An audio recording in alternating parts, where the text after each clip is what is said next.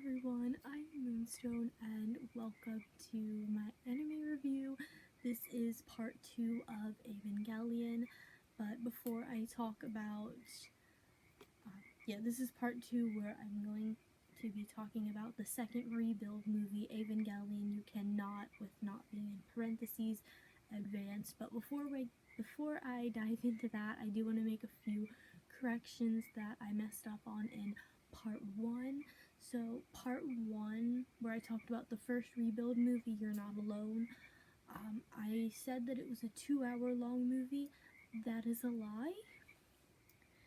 That movie was only an hour and 30 minutes, which kind of explains why the video was so short, because I thought a 2-hour long movie would make at least a 20-minute long video.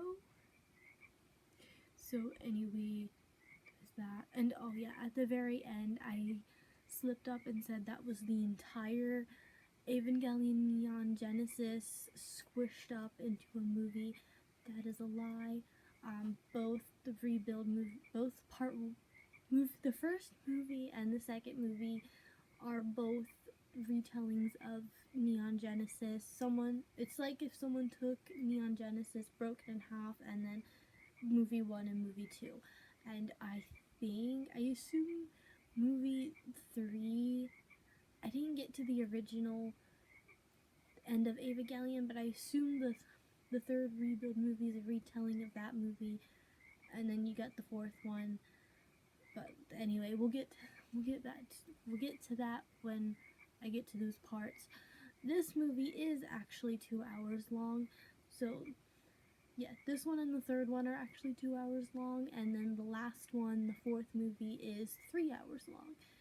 I don't know why I thought the first one was 2 hours, but it is not. Anyway, let's get into it. So, I'm going to be talking about the second rebuild movie, Evangelion You Cannot Advance, with not being in parentheses. This movie starts off very strong by just throwing you right in the middle of a battle.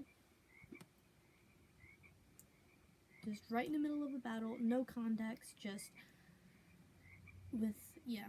right in the middle of a battle with no context. We meet Pilot 5,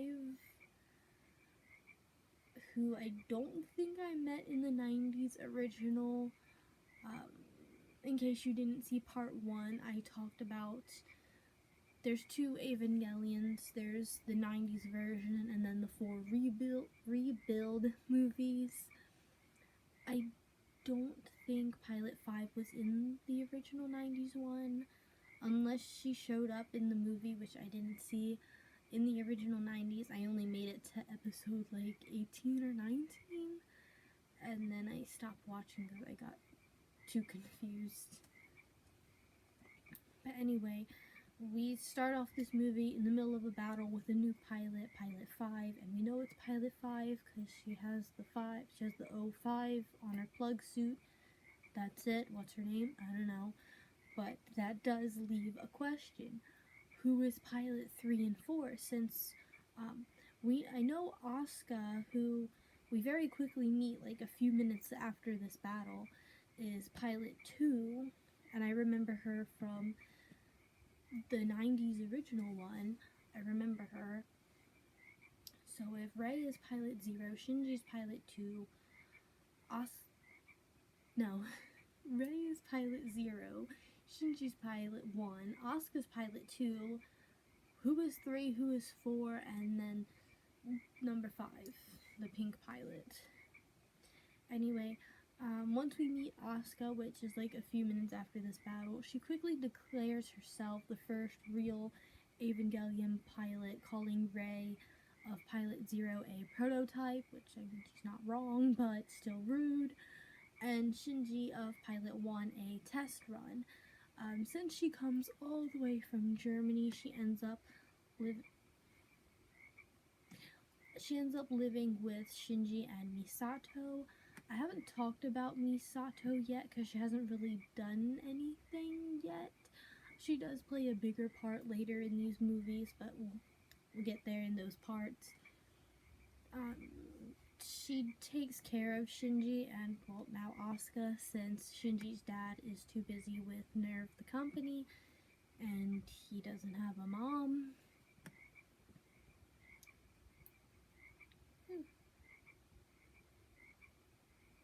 Yeah, there's no mom. Moving on. All of the pilots plus Shinji's two little friends, they all end up going onto a field trip to an aquatic observatory where we learn more about this post-apocalyptic world they all live in.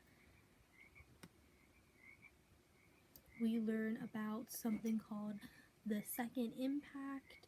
I assume every time an angel falls to Earth, they call it an impact. So the first impact would be when Adam and Lilith first got here. I think that was the first impact.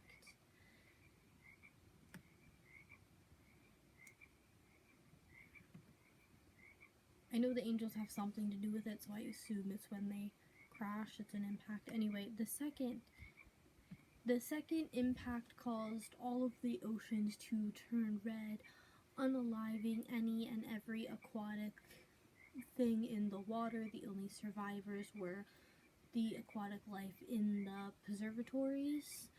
So they all field trip there, and we learn.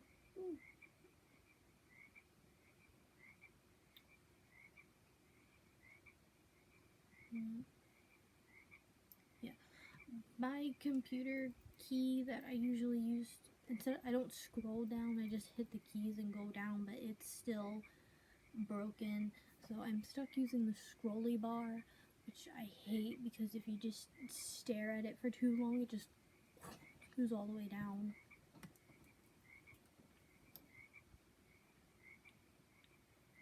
Okay. The second impact caused all of the oceans to turn red, unaliving anything and everything aquatic living in them, the only survivors being the ones in the preservatives. So they all take a field trip to the aquarium, basically, and we learn that the second impact actually wasn't too long ago, since Misato was there and she survived it, and she's only 29.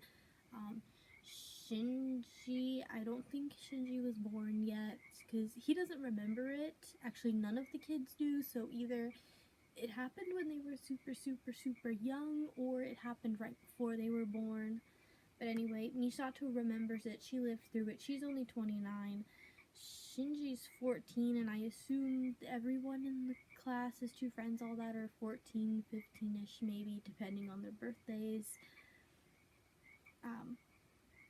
Yeah, depending on their birthday, since they're all in the same class. I assume they were born after the second impact. And Evangelion takes the whole Evangelion, just as a whole anime, takes place in the far off year of 2015 for those who are trying to make a timeline, because I know a lot of people would like to try to make timelines in an attempt to make sense of what's going on. A little bit after the little field trip, Asuka is chosen to test a new Evangelion pilot. She gets a new plug suit. It is red and orange, since her one for pilot 2 is just red, so she's, the red pilot. She's on the phone with Misato. They're getting along. She's talking while she's getting ready. They're getting along, and everything seems to be okay. Even Rei is starting to show emotion, something she's never done before. Also, during the field trip, Rei makes a comment to Shinji saying the fish are like her and can only live in a tank like her. Shinji hasn't figured it out yet. Shinji hasn't figured it out yet, but we do see an image of her in a tank full of orange liquid. Keep that in your brain, that's very important.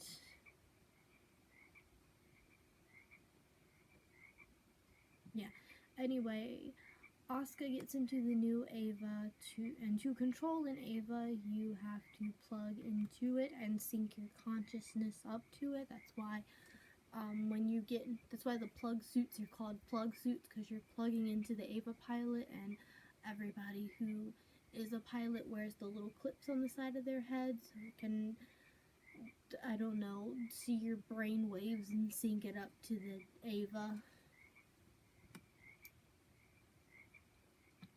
Okay.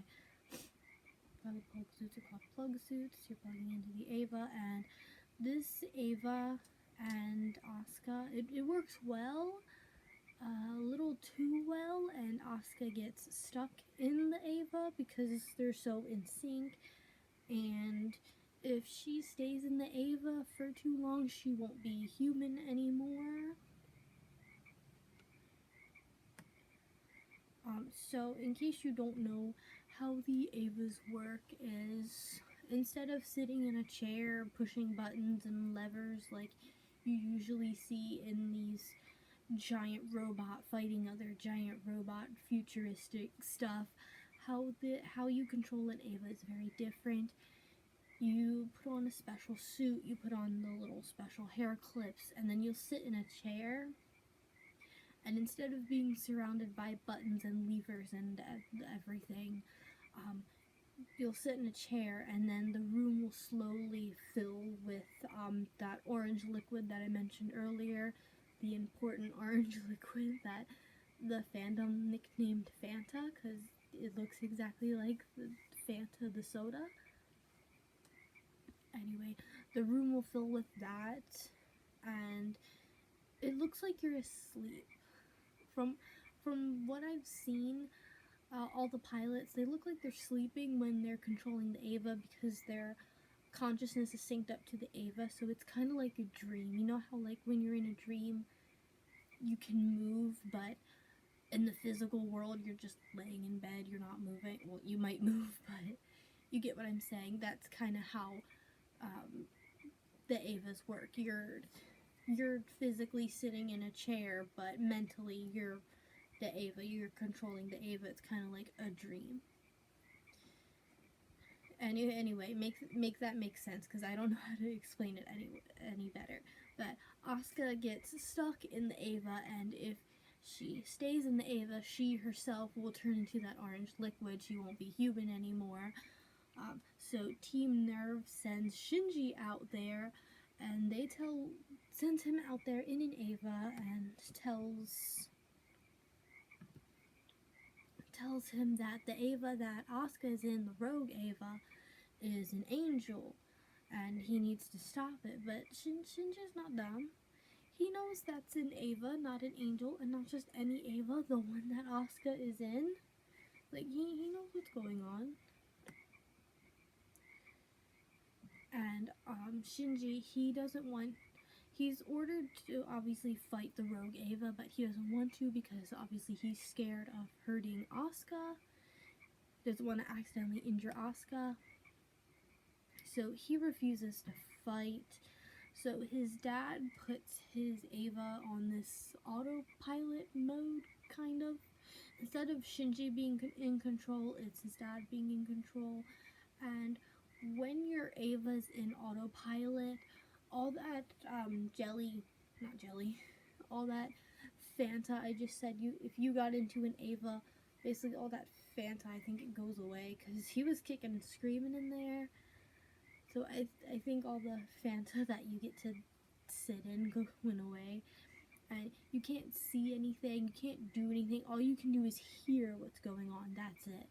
And Shinji, he was in there kicking and screaming and yelling at his dad to turn it off autopilot and to let him be in control. And Shinji's dad just kept silent and ignored him.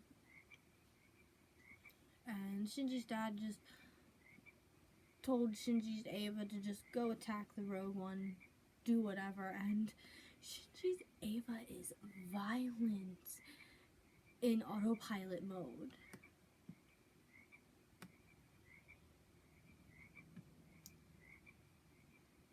Like, Shinji's Eva, when it attacked the rogue Eva, they were like, it was so violent. We're talking like red liquid everywhere. Shinji's Eva was pulling the insides out of the rogue Eva. Thank God they're robots and not actual animals. But yeah, all the cords and parts were being ripped out of it. Not red. Oil and stuff. So black liquid everywhere because they're robots. So it would be black because it's oil and stuff. Were everywhere. It was all over his Ava. It was all over her Ava. It was everywhere. He was ripping the cords and innards out of the rogue Ava. He was putting it in his mouth and chomping on it, like. And I'm like sitting here watching it, like, okay.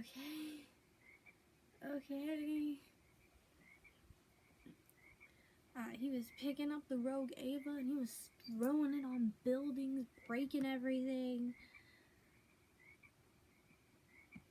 And well, I wouldn't call it a fight because Asuka's Ava didn't really fight back. It just kind of stood there and took it all. But yeah, anyway, while Shinji's Ava is attacking the rogue one, this music starts playing. And it's in Japanese, so I don't know what they're saying, but it's a bunch of kids singing this innocent sounding song. And it's so sweet and so innocent sounding. Meanwhile, the visuals are one robot attacking the other, so. And it was very weird because the visuals and the audio didn't match. It didn't match, so it's a very strange experience when the audio doesn't match the visuals, but it was so weird. I can't describe it because the visual. I was so shocked by the visuals of the pilots, not the pilots, the Avas fighting each other while this innocent sounding kid song plays. But anyway, after the battle, Shinji's Ava obviously won. And after that, Shinji decides, you know what? That's enough. I'm leaving. Goodbye. Good luck. Good luck finding somebody else to be pilot one, because not me. That was too much. So he ends up quitting there for about 5 seconds. And Asuka is obviously seriously injured from getting her teeth kicked in by Shinji's Ava. So right now, Nerve is down 2 pilots. Pilot 1, Shinji, he quit. And Asuka, pilot 2, she's injured because she was getting the rogue Ava. So all that is left, the only 2 pilots who are left are Rei of Pilot 0 and Mari. We learned her name is Mari, the pink pilot of Pilot 5. But what about 3 and 4?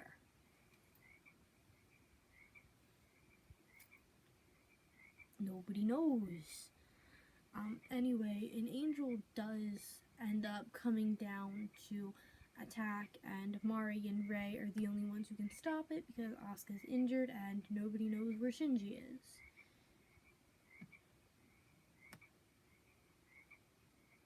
Okay.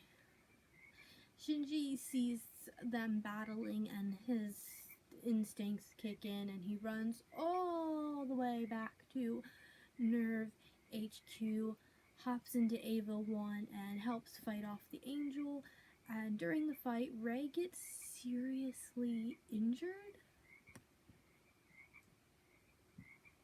And Shinji tries to save them.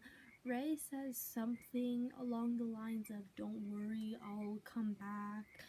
I forget exactly how it's worded. I wish I could remember, but it's hinting at something. It's hinting at her being a clone. It's not a secret. It's not a spoiler. I knew Rei was a clone before even watching the 90s version. and that would explain the tank of orange soda, and how there's no record of her ever existing, how she's almost like a robot when it comes to emotion. She shows no emotions.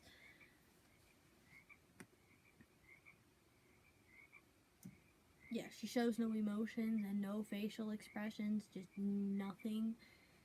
But Shinji risks his life to save Rei, or that particular Rei in this case. Again, while another innocent kid song is singing, I don't know if it's the same one or not, but again, Shinji is trying to save Rei. Meanwhile, these kids are singing. The whole choir of kids. Is it called a choir? Yeah, a whole choir of kids is singing like the most. Is singing a innocent song, an innocent sounding song. Yeah, the innocent kid. The kids are singing again, and Misato realizes that that angel that just crash landed, that they just attacked, was finishing the job of the second impact, and it was successful, meaning the second impact is officially complete, and at some point there is going to be a third impact, and then the movie just ends, just right there.